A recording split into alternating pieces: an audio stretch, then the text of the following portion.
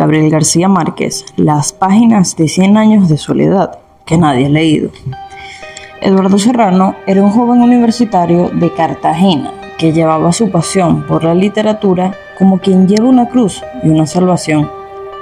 Desde la primera vez que había leído 100 años de soledad, sabía que su vida estaría irrevocablemente ligada a la obra de Gabriel García Márquez.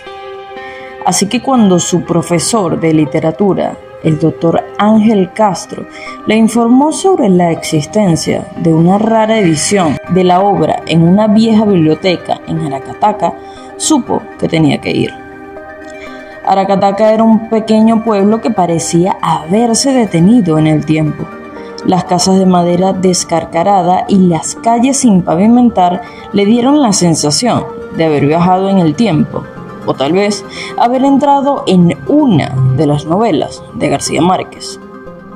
Don Jesús, el bibliotecario, era un hombre mayor con un aire de enigma en su mirada.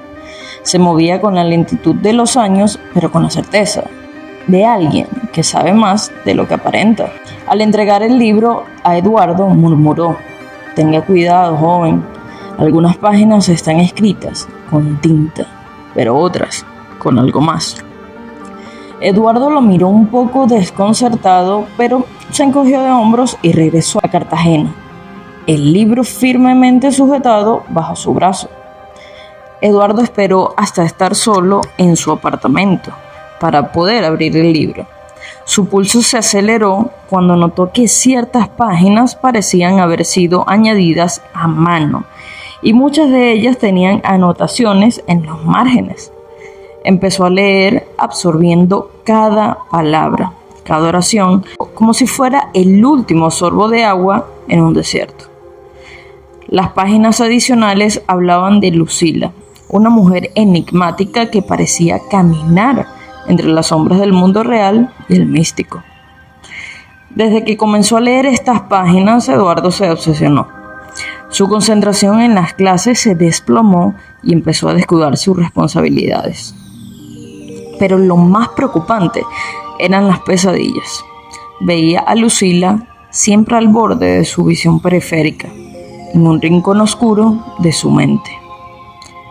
Despertaba a medianoche sudando, su corazón golpeando contra su pecho como un tambor en su ritual olvidado.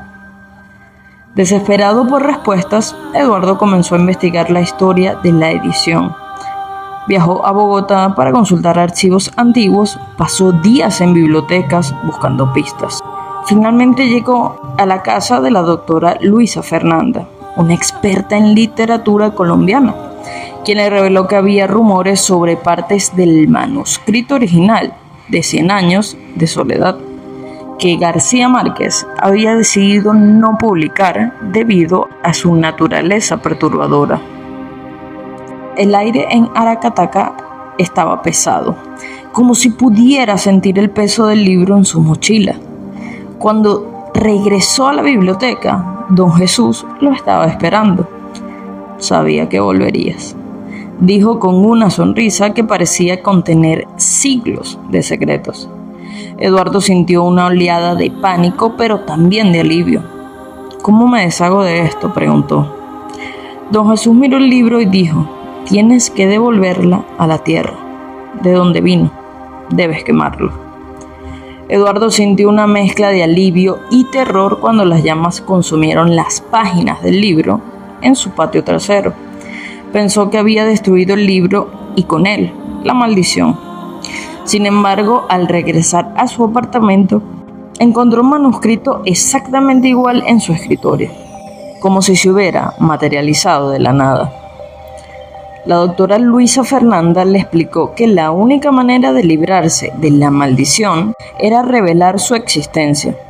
«Conocimiento compartido es conocimiento debilitado», dijo.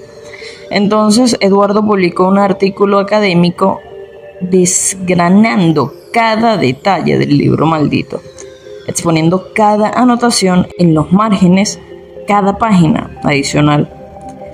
Con el artículo publicado, la vida de Eduardo regresó a la normalidad, o al menos eso creía él. pero la verdad es que el libro había dejado una marca en él, un tatuaje invisible que lo acompañaría por el resto de sus días.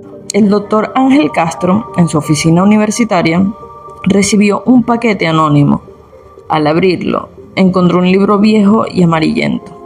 Era otra edición de 100 años de soledad. Al empezar a leer el libro, el doctor Ángel Castro notó algo peculiar. Algunas páginas parecían haber sido añadidas manualmente. Cautivado, comenzó a leer las páginas adicionales que contaban la historia de un joven estudiante universitario obsesionado con la obra. Después de terminar de leer, se sintió extrañamente inquieto. Esa noche, el doctor Castro tuvo un sueño sobre Lucila, la misma enigmática figura que había atormentado a Eduardo. Al despertar, sabía que algo tenía que hacerse.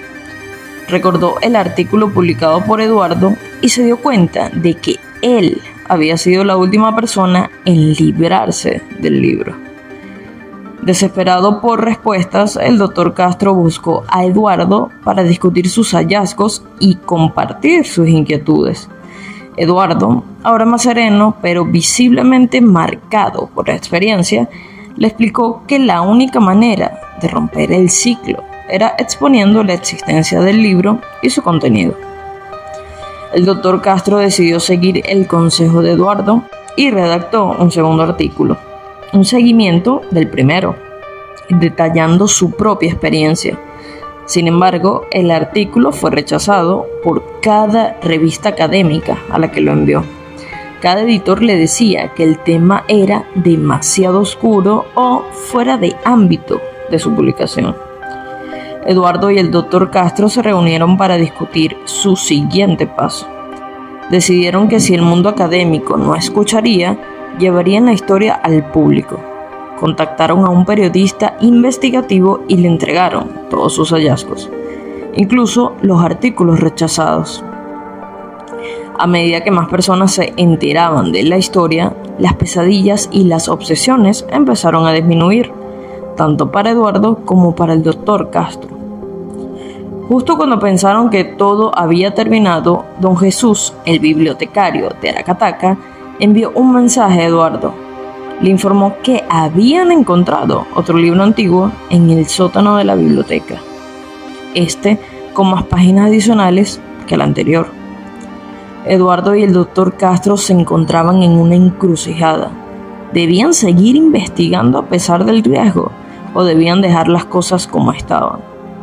Finalmente decidieron seguir adelante, sabiendo que la única manera de enfrentar la oscuridad era exponiéndola a la luz. Con una nueva investigación en marcha y un nuevo artículo en preparación, Eduardo y el doctor Castro se dieron cuenta de que estaban destinados a ser los guardianes de un misterio que quizá nunca se resolvería por completo. Pero lo que sí sabían era que mientras más personas estuvieran informadas, menor sería el poder del libro sobre ellos y sobre cualquier otro que se cruzara en su camino. En sus momentos de soledad, Eduardo todavía sentía la presencia enigmática de Lucila. Pero ahora, en lugar de sentir terror, sentía una especie de respeto y entendimiento. Entendía que hay misterios en este mundo que nunca se resolverán del todo. Y quizá ese era el mayor de todos los homenajes a la compleja obra de Gabriel García Márquez.